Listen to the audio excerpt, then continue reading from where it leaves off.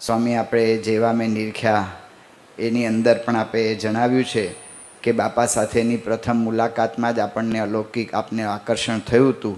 તો એ પ્રથમ મુલાકાત પ્રમુખ સ્વામી મહારાજની આપને થઈ ત્યારે આપને કેવી અનુભૂતિ થઈ હતી એ અમે જાણવા માગીએ છીએ. શાસ્ત્રીજી મહારાજ ધામમાં ગયા અને ત્યાં સુધી મને શાસ્ત્રી મહારાજ દર્શન નહીં, અને રાત ઠરી ગઈ અને તારે હું પહોંચ્યો એટલે શાસ્ત્રી મહારાજ દર્શન હતા જ નહીં. પછી ત્યાં યોગી આપા અને બધા દૂરથી સારંગપુરના પગથિયા ત્યાં ઊભો હતો અને દૂરથી દર્શન કર્યા હતા. અને પછી પ્રમુખ સ્વામી મહારાજ અમે ગઢડા ગયા. પછી ગઢડા ગયા એટલે મોતી કાકા એ મારી ઓળખાણ કરાવતા હતા. અને પ્રમુખ સ્વામી મહારાજ તે વખતે દર્શન થયા, એકદમ કાળી દાઢી, જથ્થાદાર અને બહુ ચંચલ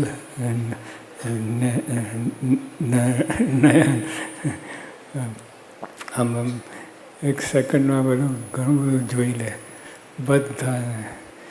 એટલે એ યાદ મને રહી ગયું.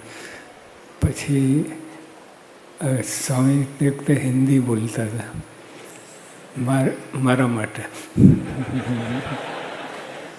અને તે વખતે બહુ સારી હિન્દી હતી, અત્યારે બગડી ગઈ. સરસ હિન્દી બોલતા.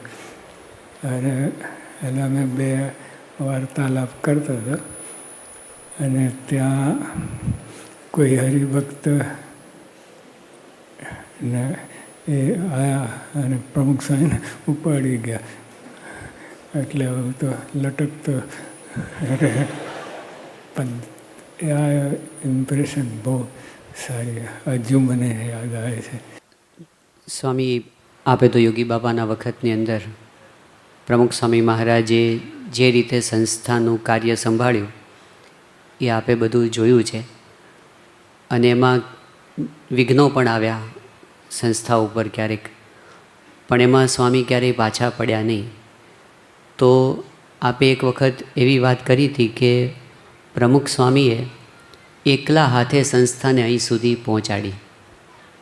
એ એકલા હાથે પહોંચાડી એવું આપ જ્યારે કહો છો ત્યારે આપની દૃષ્ટિની અંદર કયો વિચાર અને કયા અનુભવો છે?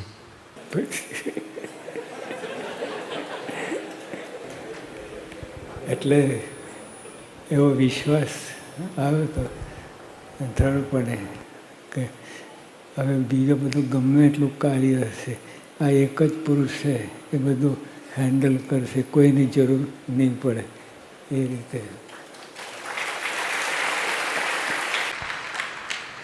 આપે સ્વામી 85માં અક્ષરબ્રહ્મ ગુણાતીતાનંદ સ્વામી દ્વિશતાબ્દી મહોત્સવ વખતે જે ઇન્ટરવ્યૂ આપ્યો છે એમાં આપે એવું કહ્યું હતું, પ્રમુખ સ્વામી મહારાજના ગુણ ગાતા ત્યારે એની અંદર આપે એવું કહ્યું હતું કે બાપાના જીવનમાં એટલી સચ્ચાઈ છે કે આપણને એમ થાય કે એમને માથું આપી દઈએ. એટલે આપ કઈ સચ્ચાઈની વાત કરતા હતા? એટલે આ બીજી બધી સચ્ચાઈ હતી જ એને આપણામાં હોય છે, પણ એ સચ્ચાઈ કેમ એ વર્ણન થયું. સચ્ચાઈનો અર્થ બધું આપણે સચ્ચાઈ એટલે એમાં કોઈ પ્રશ્ન જ નહીં, એવી સચ્ચાઈ. બધું આપણને અનુભવ કરાવે એવા છે, એ સચ્ચાઈની. સ્વામી, આપે એવું લખ્યું છે, આપના શબ્દો છે કે જ્યારે જ્યારે હું સ્વામીશ્રીના દર્શન કરું છું ત્યારે ત્યારે એ જ દેખાઈ આવે છે કે એમણે શરીરના કૂચા બોલાવી નાખ્યા છે, કંઈ રહ્યું જ નથી. મને થઈ જાય છે કે આપણે એમને માટે શું કરીએ છીએ, કાંઈ કહેતા કાંઈ જ નહીં. હું ઘણી વખત દેશ વિદેશમાં પધરામણી અને વિચરણમાં એમની સાથે રહ્યો છું. બધાને સ્વામીશ્રીને જ મળવું હોય. કેટલાય પ્રશ્નો, ફરિયાદો, તકલીફો ઠાલવે. બધી જવાબદારી એમના શિરે. દૈહિક અને માનસિક બંને પીડા એમણે વેઠવાના. વિચિત્ર માણસો, જડ અને દાવો કરનાર પણ આવે, હક જમાવનાર અને ફરજ પાડનાર પણ આવે. આપણો શબ્દોમાં કહીએ તો ત્રાસ જ લાગે. સંતો હરિભક્તોની જવાબદારી, સંસ્થાકીય વહીવટની જવાબદારી, દરેકનું મન સાચવીને કામ કરવાનું. રાત હોય કે દિવસ, ગમે તેવી તબિયત હોય કે ગમે તેવી ઋતુ હોય, પ્રવૃત્તિઓ તો એક ધારી ચલાવ્યા જ કરવાની. આવું તો કેટલુંય આંખ સામે તરવરે, એ વિચાર કરતાંય ધ્રુજી જવાય. તો સ્વામી આપે આ જે વાત કરી છે એ વિચાર કરતાં ધ્રુજી જવાય. ધ્રુજી જવાય એવું આમાંથી શું આપને અનુભવાય છે? આ દેખાય એટલે એમને ભેગા રહ્યા ફર્યા એટલે શરીરના કૂચા બોલાય એટલે બધું કાંઈ રહ્યું જ નથી એવી રીતે. અને ખરેખર એટલી સચ્ચાઈ એટલે પ્રમાણિકપણે બધી સેવા કરી છે, એમાં જરાય છૂટ નથી. એકદમ સાચા ભાવથી કરી છે એટલે આ બધું કરી શકે. સચ્ચાઈ ના હોય ને તો કાર્ય ના કરી શકે. અતિશય એટલે શાસ્ત્રી મહારાજને જે પ્રતિજ્ઞા લીધી તે વખતે તે સારધાર પાર પાડી. આપણે તો કેટલી વાર પ્રતિજ્ઞા લઈએ છીએ અને દર વર્ષે લેવી પડે શિબિર. અમે એક જ પ્રતિજ્ઞા એટલે કેટલી સચ્ચાઈ હતી, કેટલું શાસ્ત્રી માર્ગમાં જોડાયેલા હતા. એ શાસ્ત્રી માર્ગ સિવાય બીજું કાંઈ નહીં. તો એટલે આ બધું કરી શકાય. આ વર્ષે પરદેશ પ્રવાસમાં, અમેરિકાના પ્રવાસમાં હ્યુસ્ટનમાં આપે એવી વાત કરી હતી કે પ્રમુખ સ્વામી મહારાજ અને અમારી વચ્ચે આવી રીતે સાયલેન્ટ લવ હતો. તો સાયલેન્ટ લવ, શાંત પ્રેમ એ શું છે અમે સમજવા માગીએ છીએ, ને કેવો હતો એ જાણવા માગીએ છીએ. તો એ જાણે ને હું જાણું.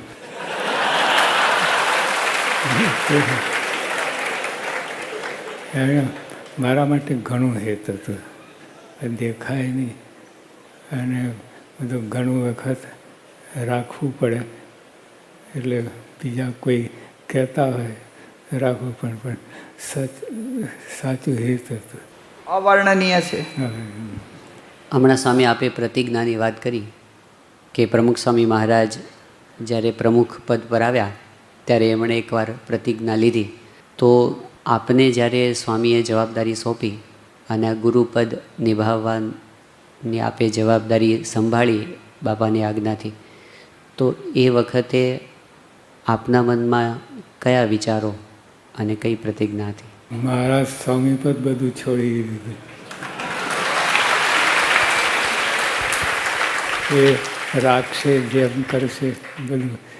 એવી એટલી તૈયારી પણ હતી કે કોઈ ના માને અને બધા પણ આપણે મારા સ્વામી જે કરે છે બધું બરાબર કરે છે.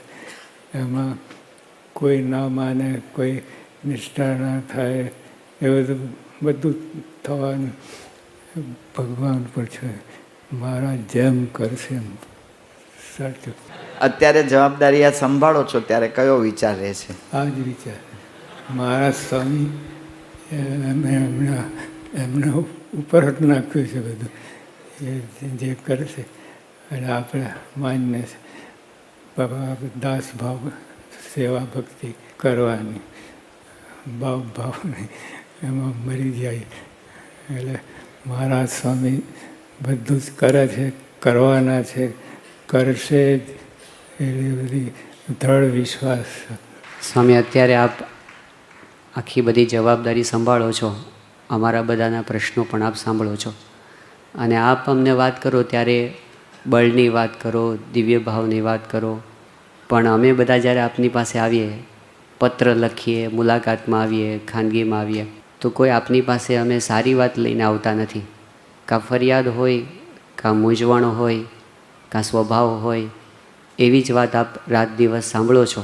તો એની વચ્ચે પણ આપ અખંડ દિવ્યતાની અંદર કઈ રીતે રહો છો? મારો સ્વામી એ બધું કરે છે, બધા કરવાનું છે, એટલે દ્રઢ વિશ્વાસ છે. અને બધું એમના ઉપર છોડી દીધું આપણે. એવો વિશ્વાસ બધા ભક્તોમાં, અમારા બધામાં કેવી રીતે આવી શકે?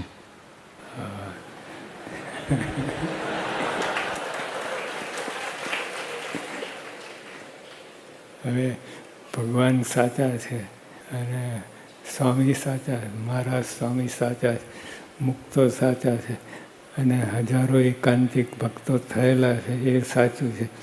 બધું સાચું. તો આપણે આમાં આવી વાતમાં દ્રઢતા રાખી કે બધું સાચું છે. એટલે આપણે જે ખામી છે આપણામાં છે, મારે એકાંતિક ભક્ત થવું છે. અને આ બધી એ રીતે વિશ્વાસ રાખીને મંડી પડો તો બધું થશે. સ્વામી, એક બાજુ વ્યવહાર છે ને બીજી બાજુ સાધના છે. તો બધા સંતો, ભક્તો, કાર્યકરો બધા સત્સંગનો વ્યવહાર સંભાળે, પ્રવૃત્તિ સંભાળે. અને પ્રવૃત્તિ ભલે જગતની ના હોય, સત્સંગની જ હોય, પણ એમાં ઘણા કામ અધૂરા હોય, ઘણા કામમાં કંઈ પ્રશ્ન આવીને ઊભો હોય, અથવા બીજું કાંઈ નહીં તો અંદર અંદર સંબંધના પ્રશ્નો આવીને ઊભા હોય. તો એ વખતે ઉદ્વેગ, અશાંતિ, એ તો બધું સત્સંગની સેવા કરતાં કરતાં પણ થાય છે. તો આપ આટલી મોટી સેવા પ્રવૃત્તિ સંભાળો અને આપને 30 સેકન્ડમાં ઊંઘ આવી જાય છે અને અમને આવતી નથી. તો અમને કંઈક માર્ગદર્શન આપો. જવાબદારી પણ સંભાળી શકાય અને સાથે સાથે એનું ટેન્શન પણ ના રહે. મહારાજ સ્વામી એ બધું કરતા છે. એમની મરજીના કોઈથી તળનું ન તોડાય, એ મહારાજ કહે કે. અને આ ઉપાધિ તો એ સ્વામીની વાતમાં કે આપણે ભગવાનને કરતા માનીને બધું કરવું અને પ્રારબ્ધનું હોય તે ભોગવી લેવું. એટલે બધાને પ્રારબ્ધ તો ઊભા જ છે. પ્રારબ્ધ એટલે કઈ રીતે? બીજું બધું ટળી ગયું છે, પણ શરીર રાખવા માટે શરીર હવે એ ટળી જાય તો શું અધર ક્યાં કોના આધારે? એટલે શરીર પૂરતું એમાં રાખ્યું છે પ્રારબ્ધ. અને પ્રારબ્ધ ભોગવવાનું. અને પ્રારબ્ધમાં જ બધી સમજણ આપી છે.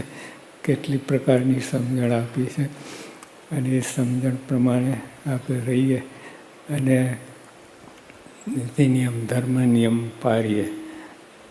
અને જે આપણા મૂલ્યો છે એના અધર ઝીલી રાખીએ.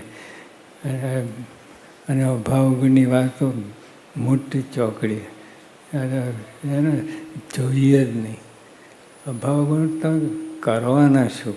અભાવગુણ લો શું કરવાના? ફાયદો તો છે જ નહીં. એટલે અને આપણે કેટલું બધું ગડબડ થાય, ક્લેશ થાય. અભાવગુણમાંથી બધું ઉત્પન્ન થાય. ક્લેશ, કંકાશ બધું જ એ બંધ રાખીએ. બધું ઘણું બધું આપણે. અને પોઝિટિવ વાત છે, સવરી સમજણ, સવરી સમજણમાં આપણે ડૂબી જઈએ અને આ રાખીએ તો બધું ભયો બધું સવરું પડે, આપણને સુખ શાંતિ થાય બધાને. જો તમે આપણે આ દાસ ભાવ, મહિમા આ બધું રાખો અને તમને જો શાંતિ ના થાય તો કહેજો. આજે સ્વામી પ્રમુખ વરણી દિન છે ને, આપે કહ્યું એ પ્રમાણે સ્વામીશ્રીએ સંસ્થાનો આટલો મોટો વિકાસ કર્યો છે. ભવિષ્યમાં આપ સંસ્થાનો કેટલો વિકાસ જુઓ છો? યોગીઓ આવે તો કહે ને આખા બ્રહ્માંડ રંગો છે. એ તો સાચા પુરુષ હતા એટલે થશે જ. આજે સ્વામી પ્રમુખ વર્ણિ દિન છે. સ્વામીશ્રીએ તો આખું એમનું જીવન ગુરુના વચને સ્વામીશ્રીએ ન્યોછાવર કરી દીધું. તો અમારે પ્રમુખ વર્ણિ દિને શું પ્રેરણા લેવી જોઈએ ને શું કરવું જોઈએ એ અંગે માર્ગદર્શન આપો. બસ એમના જેવું જ એમને જે ભીડો વેઠ્યો એ બધું નોંધમાં દેવું કે રીતે ભીડ તો કોઈ રીતે મૂંઝાવો નહીં અને કાર્ય થશે, બધું થશે. મૂંઝવણ આવશે, બધું આવશે, પણ સ્વામી સામે દૃષ્ટિ રાખીને જો ભાઈ મૂંઝવણ ટળી જશે. અને કાર્ય જ બસ કાર્ય કરો, કાર્ય કરો. આપણે એ જ વાત સ્વામી કરી બતાવ્યું છે, ખાલી બોલ્યા નથી, બોલીને ખસી જઈએ એવી વાત. નાનામાં નાની ક્રિયા કરી બતાવી છે બધા. એટલે એમને શાસ્ત્રી મહારાજ માટે કેટલો હેત પ્રેમ હશે તો આ બધું ઉત્પન્ન થાય, નહીં તો ના થાય. નહીં તો મહિનાના કરોડ રૂપિયા પગાર આપે ને તો આ ભીડો વેઠી ના શકે કોઈ. કરોડ રૂપિયા એટલે સ્વામી એ ભીડો એમાં સચ્ચાઈ હતી, વફાદારી હતી, બધું. એટલે આપણે આ બધા મૂલ્યો, વફાદારી, સચ્ચાઈ અને આ રાખીએ તો અહીંયા જ અક્ષરધામ છે. આવવા જવાનું રહેશે જ નહીં. સ્વામીશ્રી પાસે આપણે પ્રાર્થના કરીએ છીએ કે એ રીતે આપણે વર્તી શકીએ અને આપે જે રીતે યોગીજી મહારાજ અને પ્રમુખ સ્વામી મહારાજને રાજી કર્યા એ રીતે અમે પણ આપને રાજી કરી શકીએ એ પ્રાર્થના કરીએ.